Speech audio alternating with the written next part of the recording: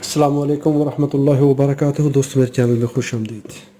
आज के सेशन में ये हम देखेंगे कि रिज़ॉल्वर क्या है। ये मेरे पास 10-112 VR-A11 9A70L-108 900 हर्ट्ज़ वाला रिज़ॉल्वर है। हम इसको देखेंगे कि ये क्या है, कैसे काम करता है। ये है क्वेश्चन मेरे देखने वाले की तरफ से। पीरसन कोई नाम शख्स है इन बंदे का। वो कहते हैं कि जी मैंने आपकी कई वीडियो देखी हैं और ये काफ़ी मालूमाती हैं।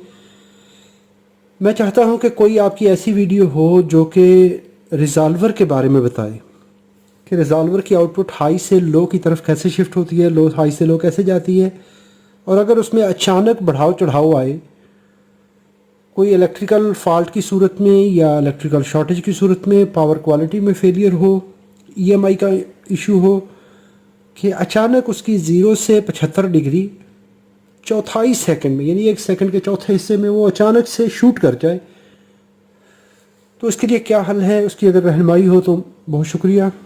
AD Pearson. चलें जी, इसको देखते हैं। रिज़ॉल्वर के बारे में सबसे पहले हम इसका फंक्शन जानने के लिए, इसकी टेस्टिंग के लिए पहले हम इसको थोड़ा सा तफसीली देख लेते हैं कि ये क्या चीज़ है।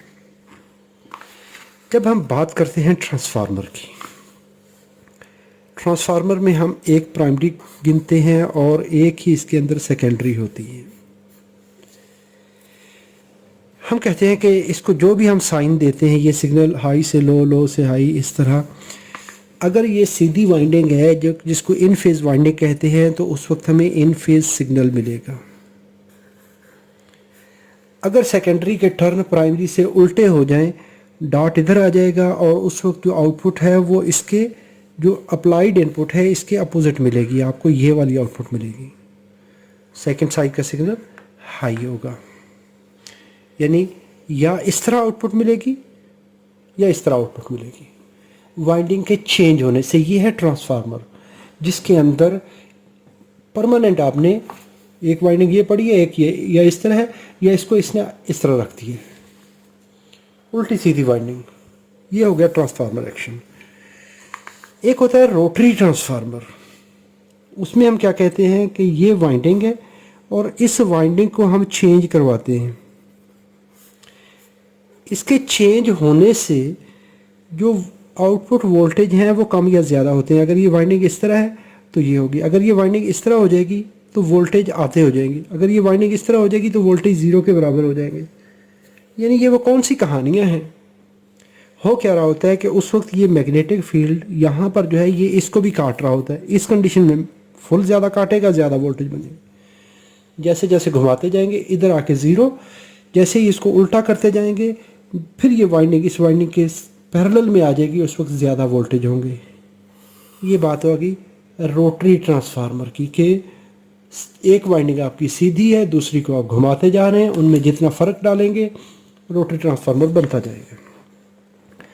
इसी तरह सिंक्रो ट्रांसमीटर होते हैं। सिंगल फेज़ इसको इनपुट देते हैं और 3 फेज़ आउटपुट ले लेते हैं। ये अमूमन किसी भी शाफ्ट पोजीशन को बताने के लिए कि शाफ्ट जितनी घुमाएंगे तीनों में उतना फेज़ डिफरेंस आएगा। इसको कहते हैं सिंक्रो ट्रांसमीटर। एक फेज़ दिया, 3 ले लिए। अभी बात आती है रिज़ॉल्वर की। इस तीनों में फ़र्क आ जाएगा 120 डिग्री का। ये फेज़ इससे 120 डिग्री, ये इससे 120 डिग्री। अभी जो रिज़ॉल्वर होता है, रिज़ॉल्वर में सिंगल फेज़ भी होता है और इसमें 2 फेज़ भी होते हैं, यानी कि सिंगल फेज़ इनपुट वाले भी और 2 फेज़ इनपुट वाले भी। इसमें कुछ 90 डिग्री आउटपुट देते हैं, कुछ 180 डिग्री आउटपुट देते हैं, या 90 या 180। चलें जी, इसको भी देखते हैं। इसमें 2 वाइंडिंग होगी, एक वाइंडिंग और यहाँ पर दूसरी वाइंडिंग। मैं पहले सादा सी मिसाल बनाऊंगा। या तो ये इन फेज़ हैं दूसरे के, एक दूसरे के, ये दोनों वाइंडिंग अगर एक दूसरे के अपोजिट हो गई तो इनमें 180 डिग्री का फेज़ एंगल आ जाएगा। ये है सिंगल फेज़। इसको कहेंगे स्टेटर 1, इसको कहेंगे stator 2। Rotor 1, rotor 2, rotor 3 and rotor 4, 4 connection हो जाएंगे। ये है सिंगल फेज़ वाला। फिर होते हैं 2 फेज़ रिजॉल्वर। 2 फेज़ में 90 डिग्री भी होता है, 180 भी होता है। और इसमें ये S1, S3, S2, S4 ये वाइंडिंग हो गई। और इसी तरह ही यहाँ पर R1, R3 और एक इसके अपोजिट वाइंडिंग होगी R2, R4। अभी अगर तो आप इसको एक फेज से एक्साइट करेंगे तो एक एंगल देगा, यानी एक तरह का एंगल देगा। और ये वाइंडिंग एक दूसरे के अपार्ट होंगी, जितना इनमें वाइंडिंग डिफरेंस होगा उसी हिसाब से फेज एंगल और वोल्टेज बनेंगे। अगर आप इसको 2 फेज से एक्साइट करेंगे, एक फेज का मैग्नेटिक फील्ड ये बना, इसका मैग्नेटिक फील्ड ये बना, इन दोनों का मैग्नेटिक फील्ड जो रिजल्टिंग होगा वो यहाँ पर होगा। इस मैग्नेटिक फील्ड की वजह से इसमें सेकेंडरी में वोल्टेज इंड्यूस होंगे जो इसके रोटर हैं। तो वो वोल्टेज हमें आउटपुट में मिलेंगे, उसको किसी एक रेफरेंस सिग्नल के साथ, बिलफर्ज ये हमारा रेफरेंस है जो कि चेंज नहीं होगा, इसकी परमानेंट टाइमिंग है। अभी ये सिग्नल अगर इसके इन फेज आते हैं तो एक कंडीशन हो जाएगी, अगर एक सिग्नल इन फेज आता है दूसरा आउट ऑफ फेज आता है, एक सिग्नल इन फेज है दूसरा 0 डिग्री है, दूसरे पे 0 वोल्टेज है या दूसरे की डिग्री माइनस में जा रही है, ये सारी कहानियाँ इसमें बनेंगी। चलें इसको अभी हम टेस्ट करते हैं। रिजॉल्वर की एक्साइटेशन के लिए जो स्टेटर है इसको एक्साइट किया जाता है, रोटर को मूव करवाया जाता है। अभी ये देखें, इसके ये कॉलर पे स्क्रू लगे हुए हैं, इसको आपने किसी एक जगह पे फिक्स कर दिया इसके स्टेटर को, यानी ये परमानेंटली एक जगह पे फिक्स हो गया। और रोटर को आप किसी भी शाफ्ट पोजीशन के साथ लगा देंगे। अभी ये जो मूव कर रही है इसके और मूविंग पार्ट के दरमियान कितना डिफरेंस आएगा, कितने डिग्री मूव कर गई, इस डिग्री को मेजर करने के लिए इसका जो फेज एंगल है वो मेजर किया जाएगा, इसके वोल्टेज मेजर किए जाएंगे।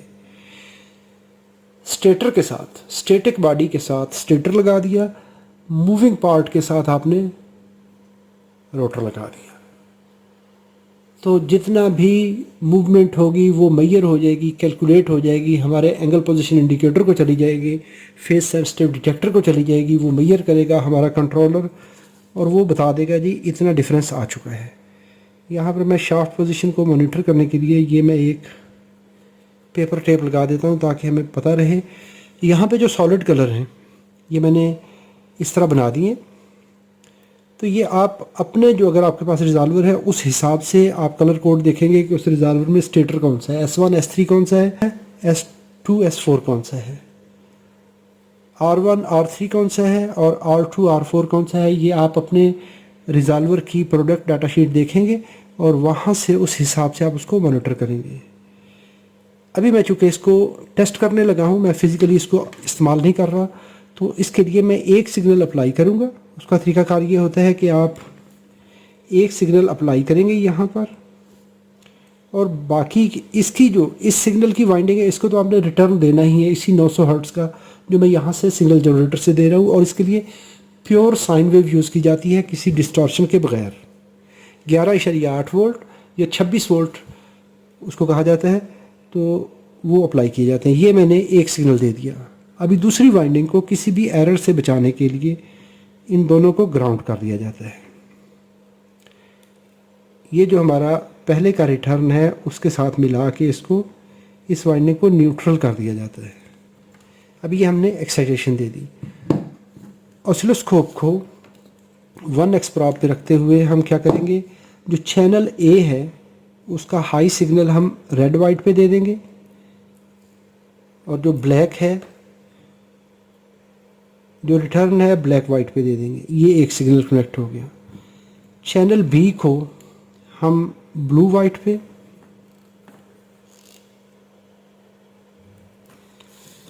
और इसको येलो वाइट पे। ये हमने दोनों सिग्नल आउटपुट सिग्नल कनेक्ट कर लिए।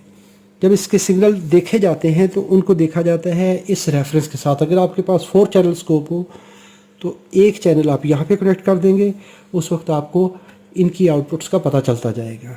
अब ये देखें, मैं एक ऐसी पोजीशन लाता हूँ इसको यहाँ पर जहाँ पे दोनों सिग्नल सेम उनका वोल्टेज होंगे और 0 डिग्री फेज एंगल होगा। ये देखें, यहाँ पर हमारे दोनों फेज जो है वो एक दूसरे के इन फेज हैं। तो अभी मैं कहूँगा जब फेज एंगल 0 डिग्री है तो हमारा पहला फेज और दूसरा फेज दोनों के इन फेज हैं। A is equal to B। अभी मैं इसको यहाँ पे, अगर हमारी ये 0 डिग्री है तो यहाँ पर 180 डिग्री होगी, यहाँ पे 90 होगी, तो मैं इन दोनों के दरमियान में 45 डिग्री पे लेके आता हूँ। तो मैं कहता हूँ ये मेरे पास तकरीबन 45 डिग्री है। जब 45 पे आएगा तो फेज़ ए के वोल्टेज बढ़ जाएंगे और फेज़ बी जो है वो 0 हो जाएगा। फेज़ ए ज़्यादा हो गया, देखें अभी ये फेज़ ए बढ़ जाएगा, फेज़ बी कम हो जाएगा, वोल्टेज 0 हो जाएंगे फेज़ बी के। अभी इसको मैं 90 डिग्री पे लेके जाता हूँ। जब मैं 90 पे लेके जाऊँगा तो देखें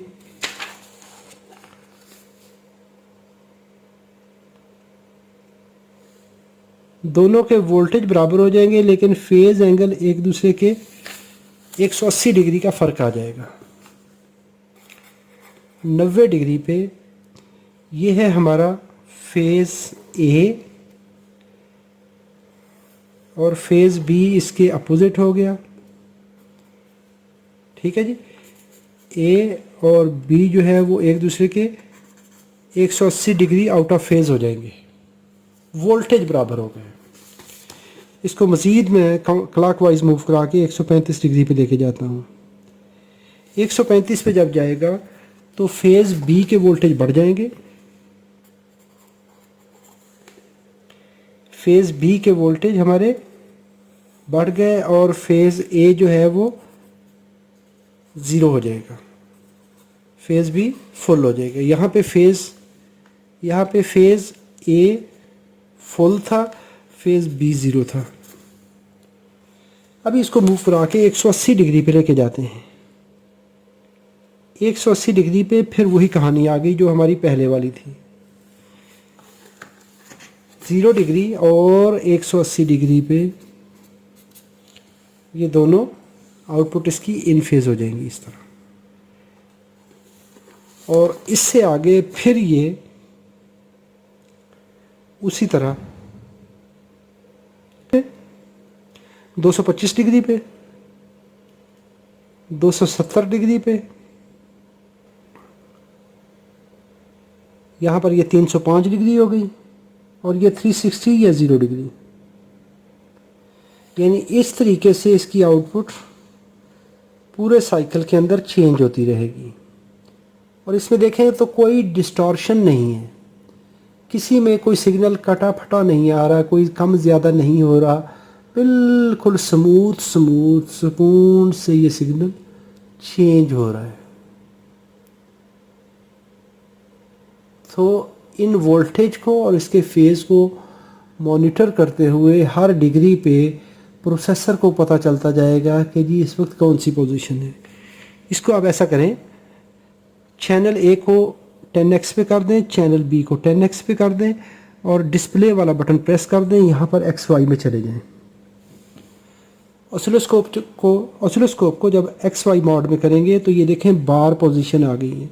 ये इसको अगर मैं ये देखें ऐसे मूव करा रहा हूँ तो जिधर जिधर मेरी बार मूव करेगी ऑसिलोस्कोप पे भी उसी तरह डायल रोटेशन आ रही है। और इसमें किसी किस्म का ये बार ना छोटी हो रही है ना बड़ी हो रही है, बराबर साइज में हर एंगल पे घूम रही है। ये प्रोसेस हो रही है और इसको अगर मैं घुमा के अपोजिट कर दूं तो ये इस तरह हो रहा है।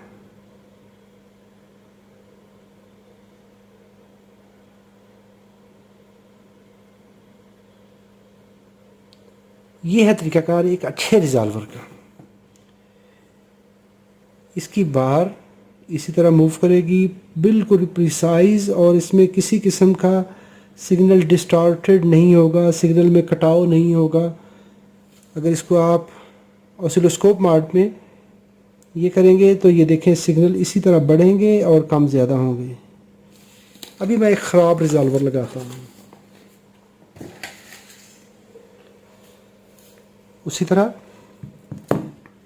यहाँ पर हाँ एक और चीज़ है, ये मैंने एक वाइंडिंग एक्साइट की थी, अभी आप दूसरी वाइंडिंग को भी उसी तरह एक्साइट कर सकते हैं। एक वाइंडिंग को पॉजिटिव सिग्नल देंगे, हाई सिग्नल साइन वेव का, और दूसरी तीनों वायर्स को आप ग्राउंड कर देंगे। 11.8 वोल्ट का 900 हर्ट्ज़ का सिग्नल है, क्योंकि रिज़ॉल्वर हमारा 900 हर्ट्ज़ का है। ये देखें उसी तरीके से अभी हमने रेफरेंस चेंज कर दिया, बस बाकी सिग्नल आउटपुट वाइंडिंग में उसी तरह वोल्टेज इंड्यूस होंगे। अभी मैं रिज़ॉल्वर चेंज करता हूँ, फिर हम एक ख़राब रिज़ॉल्वर की कंडीशन देख लेते हैं। ये ठीक है और ये वाला मेरा रिज़ॉल्वर ख़राब है, तो इसको हम लगा लेते हैं। उसी तरह रेड या ब्राउन वायर पे हम सिग्नल देते हैं हमारा हाई, और बाकी तीनों वायर्स को हम लो कर देंगे। जो स्टेटर वाइंडिंग्स हैं, स्टेटर की तीनों तारें हैं, पहले स्टेटर की और दूसरे स्टेटर की दोनों वायर्स, इनको हमने ये इकट्ठा कर दिया।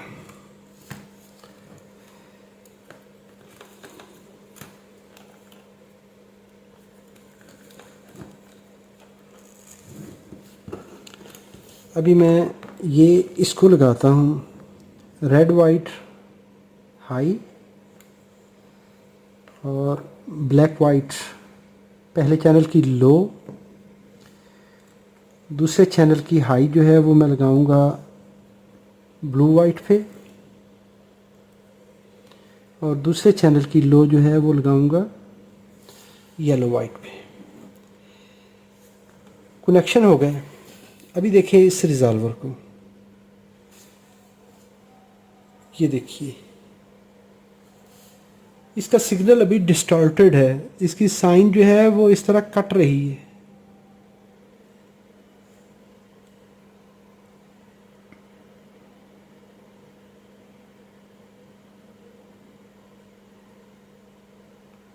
ये इसमें जो ये डिस्टरबेंस, अभी देखें हमारे जो पहला रिज़ॉल्वर था उसमें कोई भी कंडीशन ऐसी नहीं आई कि जब दोनों सिग्नल लो हो जाएं। जब ये कंडीशन होगी तो हमारा प्रोसेसर, उसको कोई पता नहीं चलेगा कि कौन सी पोजीशन है। एक वोल्टेज को हाई होना चाहिए, दूसरे को लो होना चाहिए।